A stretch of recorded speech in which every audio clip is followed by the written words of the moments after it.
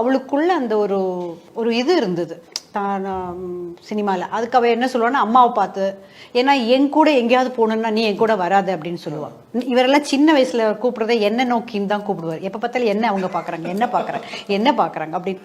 அப்போ நான் அம்மா நீ வராத, ஏன்னா எப்போ பாரு உன்னை கூட வந்தேன்னா உன்னையே ஃபோட்டோ எடுக்கிறாங்க, உங்ககிட்டயும் ஆட்டோகிராஃப் வாங்குறாங்க, யாருமே என்னை பார்க்கவே மாட்டேங்கிறாங்க, அதனால் நீ என் கூட வர வேண்டாம் அப்படின்னு சொல்லிட்டு ஃப்ரெண்ட்ஸோட தான் போவாள். ஸோ அவளுக்குள்ள அந்த ஒரு இது இருந்தது, அவளுக்குள்ள நடிக்கணும், ஆசைப்படணும் அப்படின்னு. பிரியன் ஒரு புது படத்துக்காக ஒரு புது ஹீரோயினை தேடிட்டு இருந்தது. அதனால் ஒரு நாள் while we were sitting together at Trivandrum Club, he just opened up. எனக்கு ஒரு ஹீரோயின் வேணும். நான் சொன்னேன், எனக்கு நிறைய பேர் இருக்குல்ல, ஹிந்தி தமிழ் எங்கே வேணாலும் கிடைக்கவில்லை ஹீரோயின். இல்லை ட்ரிவாண்டத்தில் ஒரு பொண்ணு இருக்கு, நான் பார்த்து வச்சுருக்கேன், ஆனால் அவனோட அப்பா சம்மதிக்காது. அது யார்? நீ தான் அப்பா. Suddenly I thought இது ஒரு டபுள் டியூவல் கேரக்டர். அப்போ நான் சொன்னேன், எனக்கு தெரியாது, அவன் பண்ணும்போது பண்ணாதுன்னு எனக்கு தெரியாது, அது நீ எனக்கு விட்டுட, நானே பண்ணிக்கிறேன், நான் நீ கவலைப்பட வேண்டாம்.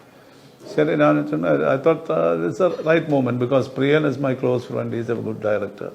It's Mohanlal is acting in that film. Madhusar is there, and the producer is my close friend, Sarnats Vijay Kumar, and I thought this is the correct time for an entry, and I said okay. Right. And that was a turning point. Okay. Fantastic. So அப்படிதான் உங்களுக்கு வராங்க. ஆமா, ஏன்னா இவருடைய friends எல்லாருமே அதில் இருக்காங்க. பாட்டு பாடுறது ஸ்ரீகுமார், அப்புறமா லாலேட்டன் ஆக்ட் பண்ணுறாரு, அதுக்கப்புறமா ப்ரொடியூசர் வந்து விஜயகுமார், அதுக்கப்புறமா ஷூட்டிங் எடுத்து தான் அசோக் குமாரோட வீட்டில் இவங்களுடைய ஃபர்ஸ்ட் இது கரையத்தோட அல்ல, அதுக்கு முன்னாடி இது திறனோட்டம், அந்த என்னோட டைரக்டர். ஸோ எல்லாருமே சேர்ந்து வந்தது. ஸோ அப்போ நான் கேட்டேன், நான் இவர்கிட்ட கேட்டேன், சின்ன பொண்ணு இவளை போய் நீங்கள் வந்து முதல்ல நடிக்க வைக்கும்போது டூயல் ரோல், அதுவும் ரொம்ப பெரிய கேரக்டராக கொடுக்குறீங்களே, இது தேவையா? ஒரு காலேஜ், எனக்கும் அந்த மாதிரி தான் வந்தது, இவங்களுக்கும் அந்த மாதிரி வருது, கொஞ்சம் ரொமான்டிக் அந்த மாதிரிலாம் பண்ணியிருக்கலாம் இல்லையா அப்படின்னு கேட்டேன். இது நடிக்கட்டும், அவளுக்கு விதி இருந்தது, அவளுக்கு கெப்பாசிட்டி இருக்குன்னா இதுலேருந்து அப்படியே போட்டு, இல்லைன்னா நான் அவனுக்கு பிரியனுக்கு ஒரு வாக்கு கொடுத்ததுக்கு சம்மதிச்ச மாதிரி இருந்துட்டு போட்டோம் அப்படின்னா. பட் வேற மாதிரி இல்லை.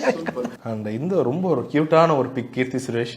ஸோ இந்த குடுமி தான் ரொம்ப ஃபேவரட்டான எல்லாருக்கும் சொன்னாங்க, அந்த மேலே இருந்து சின்ன தென்னை மர குடுமி. ஆமாம், அது அப்போ சின்ன குழந்தையா போடுவாங்க இல்லையா, அந்த மாதிரி. நான் வந்து எனக்கு பெருசாலாம் டிசைன் அது அப்படிலாம் எனக்கெல்லாம் பண்ணி பழக்கல, எனக்கு பார்லரெல்லாம் போய் அவ்வளோவெல்லாம் அப்பெல்லாம் பழக்கமே கிடையாது. நான் குழந்தைக்கு நான் அது போடுவேன், அவ்வளோ அது கண்ணுக்கு மை அவளுக்கு ரொம்ப இஷ்டம். ஓகே, ஆமாம், எல்லா ஃபோட்டோலும் எல்லாம் சின்ன வயசுலயும் கண்ணுக்கு பயங்கர மை போடு அப்படின்பா, மை போட்டுப்பா.